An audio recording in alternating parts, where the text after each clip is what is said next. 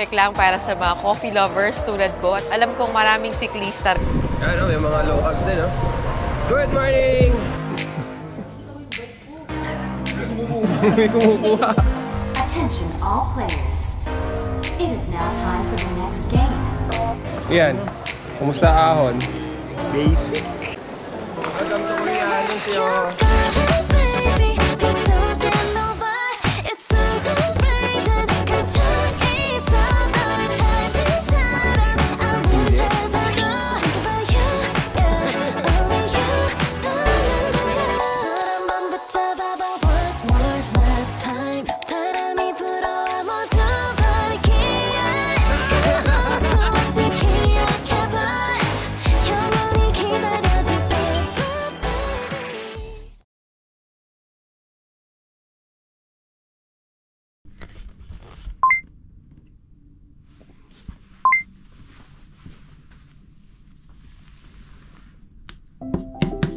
Day 1 done. So, day 2 na mga ito. So, tara, check out na tayo. Parang dito na yung ibang mga kasama ko. Ayan! Idol! Tawag na nga ba? Kamusta busy? Ito, okay naman. Maaga nagising. Tara. Nag-jogging ka pa? Hindi na, kumain ka agad ako. Ready na, ready na. Ready. Ayun, idol natin, no? Busy. Good morning. 6 o'clock. Giling ako 8:50. Sakto. Ano sinagising idol? 6:30 pero natulog pa ulit. Alas 8. Actually ako parang 5 o'clock nagising. Hindi ka na? Oo. Hindi ka na?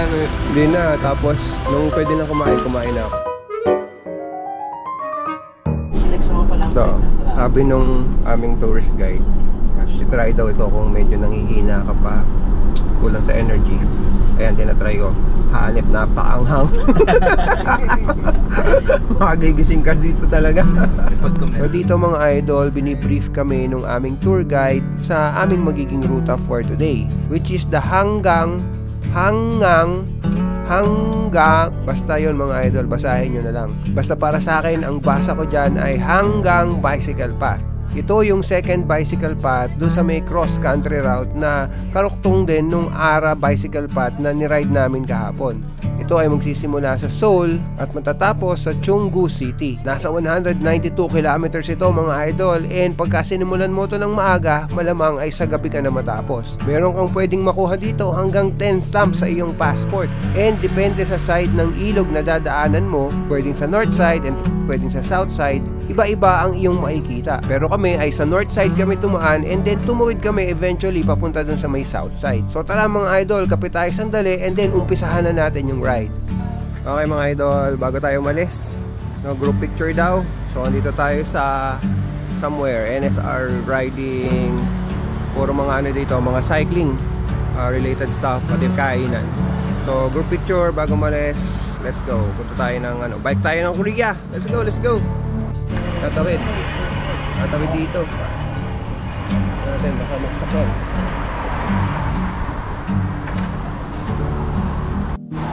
Okay, let's go mga idol. Sumusunod kasi tayo sa traffic light, kaya pagka mayroong mga traffic light, bagal tayo. Pero madalang lang naman yun. Ang speed limit ng cycling dito sa ruta na to ay 30 kilometers per hour. We are doing 27, so pasok pa tayo mga idol.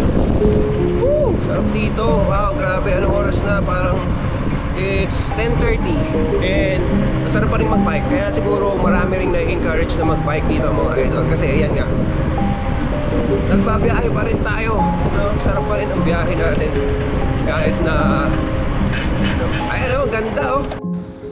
Ganda naman dito sa Korea, nakakainggit.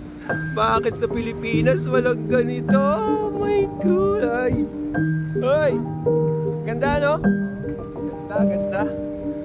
Oh my. Parang babalik ako dito para mag-bike. Ayan oh. Woohoo! Let's go!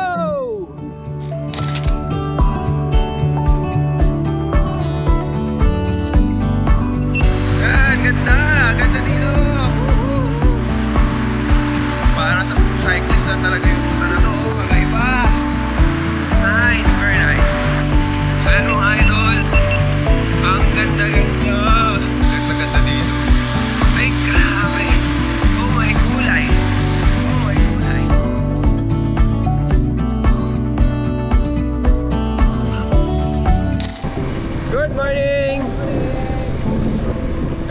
mga locals din, no? Good morning! Nakakarera tayo, oh. Nangasa harapan, no? Ayaw magpa-overtake, oh. Kota na sa magandang view. Ito, no? Ganda, oh.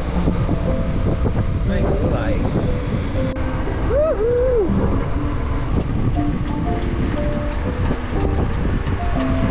So yun nga mga idol, ganyan pa tayo dito. And medyo nasasanay na ako sa ganitong itsura ng daanan ng bisikleta.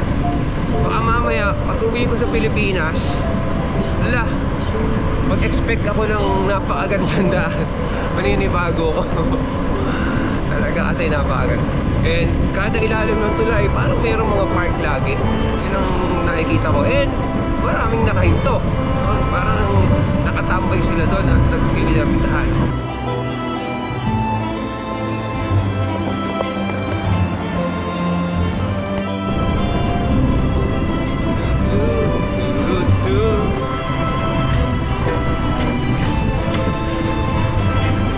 Mga idol, overtake natin si Anli Ahon. Patay na naman, lunggi na naman siya, talo na naman sa atin.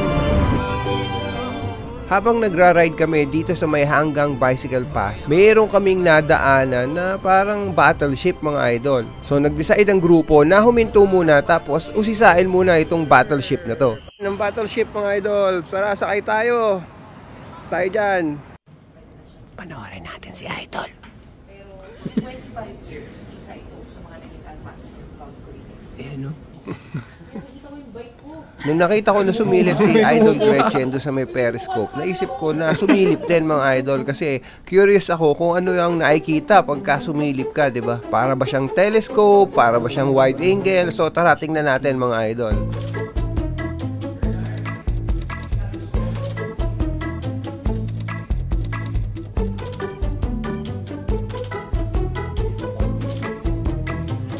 Yun, nakita yung karsada. Ito yung pinakakakaibang kotse na nakita ko dito sa Korea mga idol. So ayan, ano, may wiper yan, no? May windshield. May kasamang baril. Road rage pa more. So ayan mga idol, nakikita nyo yung cycling path na yan. Napakaganda. Diba? Napakalinis, walang sasakyan. Merong mga puno sa gilid. And it's 12:45 PM. At ang dami pa rin nagbabike.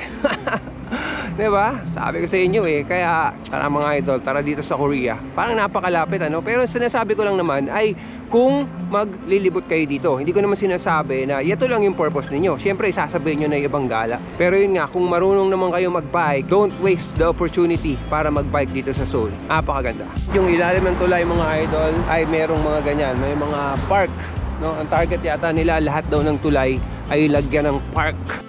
Tuturutut, tuturutut. Sariling music na lang ako, pare. Tuturutut, tuturutut, tuturutut, tuturutut, tuturutut, tuturutut. Ganda, ganda.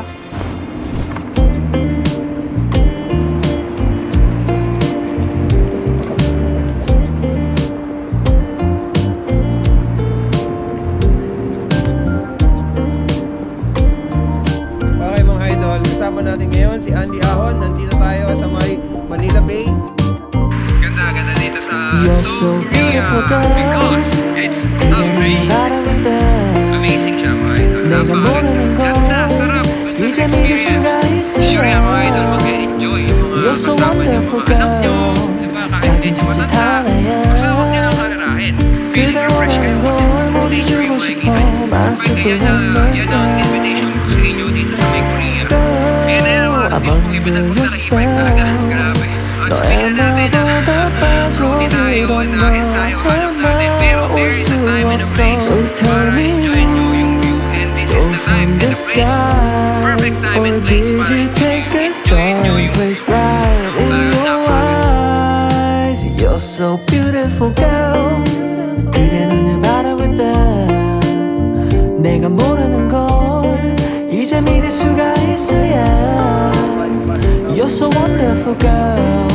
작은 손짓 하나야 그대 원하는 걸 모두 주고 싶어. My superwoman, yeah.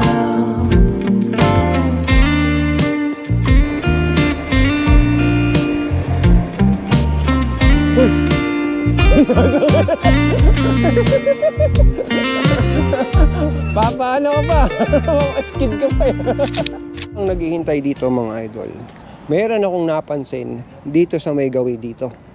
No? Ito yung sign. Yan o. Tingnan natin kung ano ang nakasulat sa sign na to. Kung mababasa natin. Yan. No? Sabi. Pero, hindi ko masyadong mabasa yan. Pero nakalagay sa taas, no fishing. So, sinasabi dyan, base sa nakasulat sa taas, ay bawal mangisda. Kaya naka-red. Bawal mangisda dito. Ang lahat ng mahuhuli within 900 meters ay puputulan ng So mga idol, so parang lumagpas kami mga idol. Inunahan kasi namin yung guide. We have to turn back and balikan doon sa may park. Mga idol, nandito tayo sa bike rental. Nag-rent sila ng bike ko. Ito. Ayan, nag-rent sila. Parang mura lang daw yung rental, 100 lang daw. So ayan mga idol, yan yung rental fee dito. Mura lang daw Translate nyo na lang, bike rental. Nakasulat to? Bike rental. So yan mga idol, dahil 1:30 na ng hapon, ay pupunta na tayo sa lunch. Kain mga idol. Lunch time. Mga idol, there's something different. Punas ko sa mukha Hindi nangingitim. Sa Manila yan, punas mo sa mukha mo, mangingitim Dito wala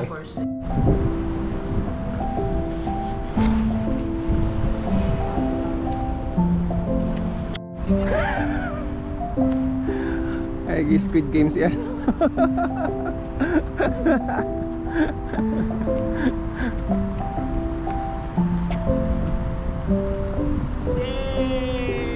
Yay! Philippines represent. Ano to binibidyo tayo ayos to dito mga idol ano. Side trip lang kami dito sa Soul Garden ayan, nakakita na ng papag dito ba? Dito. Sama ko mga idol si Andy Ahon. Kung pwede ba kitang interviewin?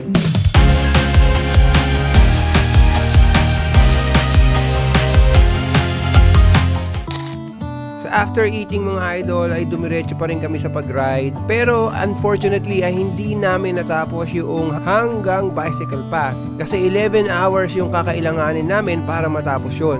Anyway, naipakita ko naman na sa inyo yung bandang umpisa hanggang gitna, and tingin ko naman meron na kayong general idea what to expect kapag nag-bike na kayo dito.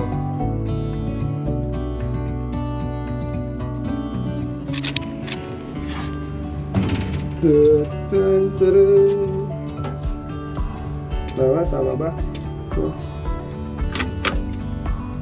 Labo. Yo, perfect.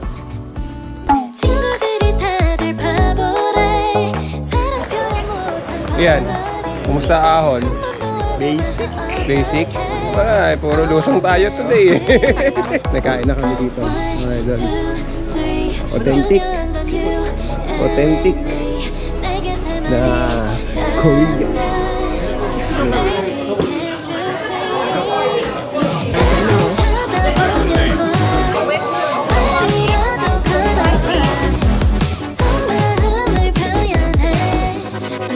Dahil pa rin nagbabike gabing-gabi na.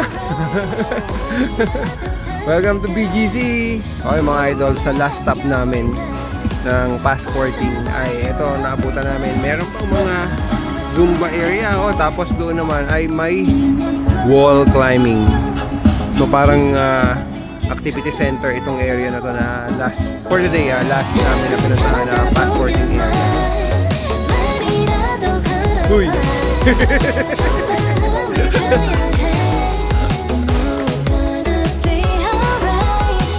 Go! Sa gitna.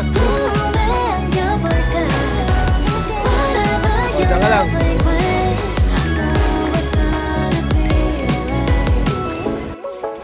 So ito mga idol, dito kami sa The Light Hotel. Nag-stay.